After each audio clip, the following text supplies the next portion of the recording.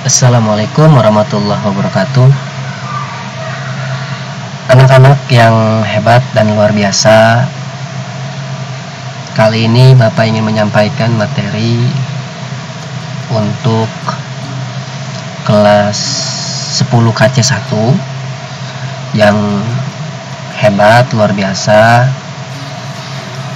Kali ini penyampaian materinya menggunakan YouTube channel yang sudah saya sediakan. Mudah-mudahan kalian juga bisa mengulas kembali dengan mengunjungi YouTube channel saya, dan tugas akan saya sampaikan di akhir penyampaian materi ini. Sebelumnya, kalian yang daring maupun PTM tetap menjaga protokol kesehatan, tetap mengutamakan jaga jarak, terus jaga kebersihan yang PTM baik di kelas maupun di luar kelas ya, karena SMK Negeri 3 tanggung jawab kita bersama, baik kebersihan, kenyamanan, dan keindahan. Jadikan sekolah rumah kedua kita ya, yang harus kita jaga, kita pelihara, kita jaga kebersihannya, jaga keindahannya, dan jaga semuanya. Baiklah anak-anak yang luar biasa, Bapak ingin sampaikan bahwa kita sudah memasuki di bagian teks negosiasi atau teks penawaran. Bapak memiliki slide yang mungkin kalian bisa lihat di layar kaca kalian nanti di YouTube, itu mengenai tentang teks negosiasi. Nah, teks negosiasi ini memang sedikit menurut Kamus Besar KBBI, Kamus Besar Bahasa Indonesia, bahwa negosiasi berarti proses ya. Proses apa? Proses tawar-menawar dengan jalan berunding atau musyawarah. Tetapi di sini tujuannya untuk mencapai kesepakatan bersama ya. Jadi negosiasi ini antara pihak pertama dengan pihak kedua ya. Jadi negosiasi harus ada pihak pertama, pihak kedua, yang memang keduanya memiliki tujuan ya, dengan cara berunding agar mencapai kesepakatan bersama, baik secara pihak perorangan, baik pihak organisasi, pihak kelompok, ataupun pihak secara bisnis ya, perusahaan dengan perusahaan. Nah, di dalam negosiasi ini ada perbedaan baik situasi maupun kondisinya, untung rugi ya. Secara situasi negosiasi menjadi dua, yaitu formal dengan informal. Formal ini biasanya negosiasi ini didasari dengan adanya bukti fisik ya, secara resmi antar kelompok, organisasi, ataupun perusahaan ya.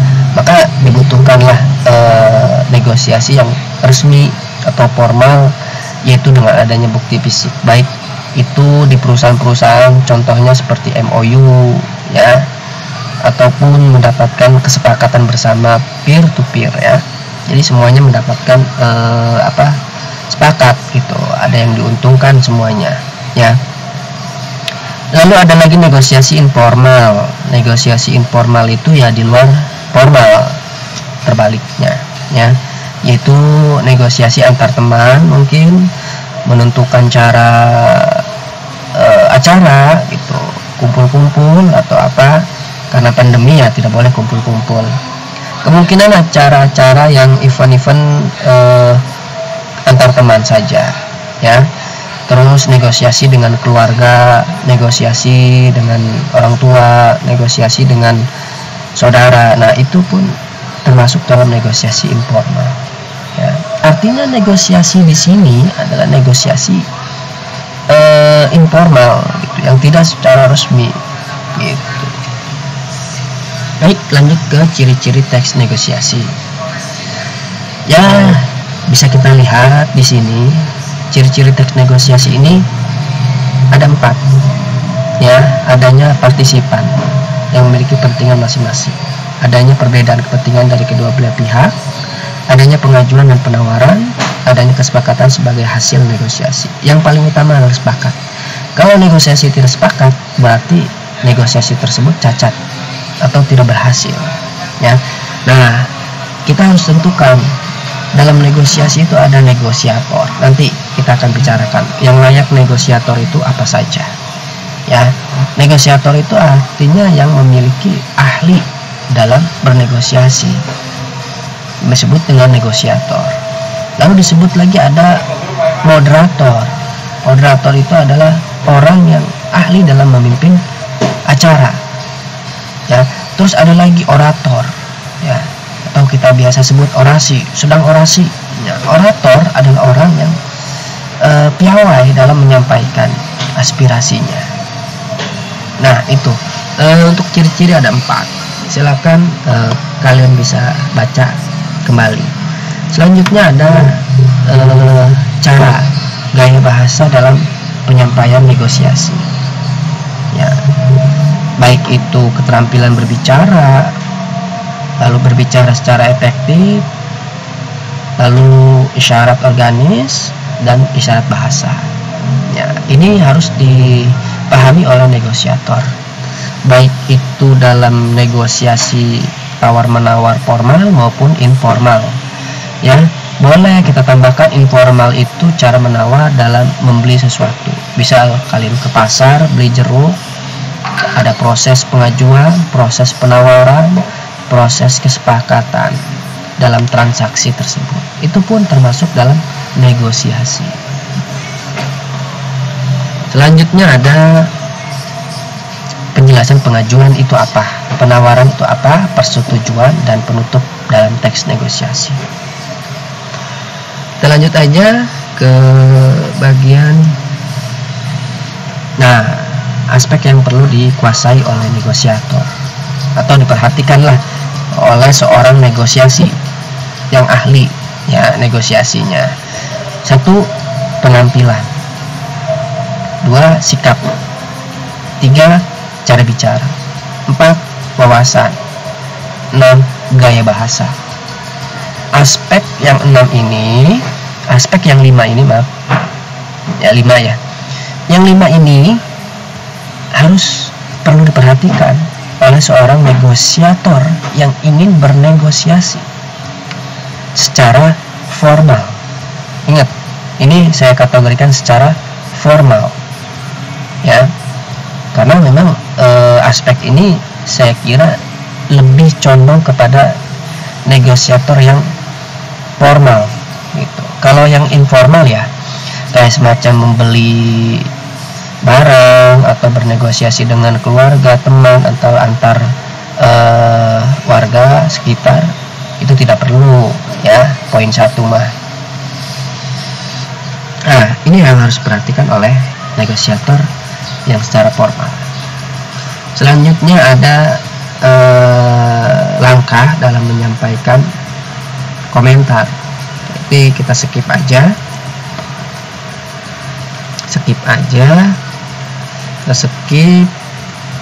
skip. Oke.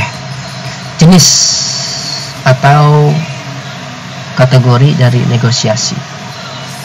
Ada 2 negosiasi itu, secara lisan maupun tulis. Ya.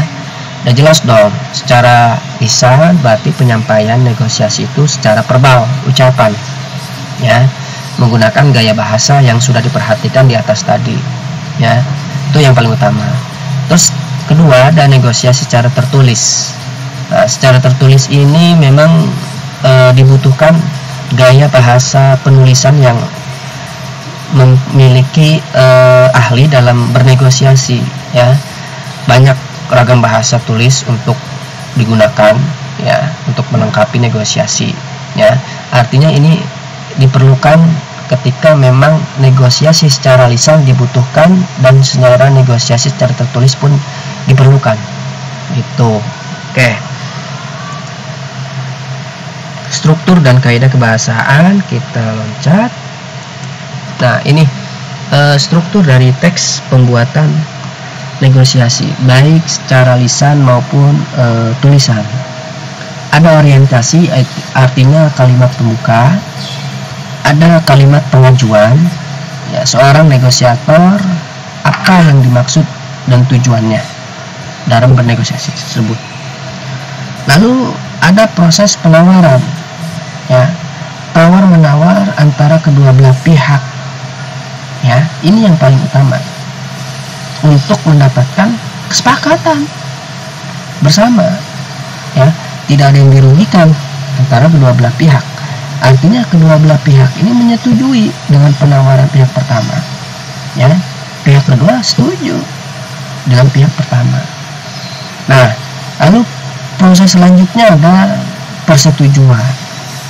Pasti kalau penawaran sudah ACC, sudah setuju, maka persetujuan ini perlu, ya, agar di kemudian hari tidak ada kesalahpahaman karena kedua belah pihak sudah disetujui, gitu kan, dengan saksi, ya, kedua belah pihak tersebut atau negosiator. Dan terakhir adalah penutup, ya. Proses ini mengakhiri sebuah percakapan dalam bernegosiasi antara kedua belah pihak, gitu, dalam proses interaksi negosiasi. Mungkin ini saya sampaikan yaitu mengenai unsur-unsur dalam teks negosiasi berupa surat, ya, secara tulis.